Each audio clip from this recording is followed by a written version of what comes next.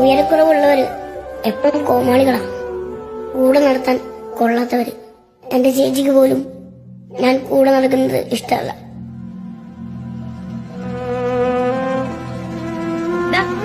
നീ എന്തിനാ എന്റെ കൂടെ വരുന്നേ?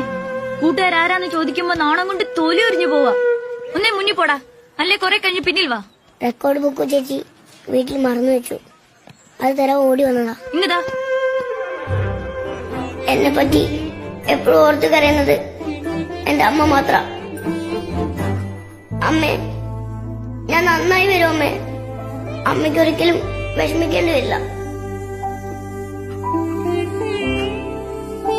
കരയല്ലേ അമ്മേ. അമ്മ കരഞ്ഞ ഞാനും കരഞ്ഞു പോവാമ്മേ.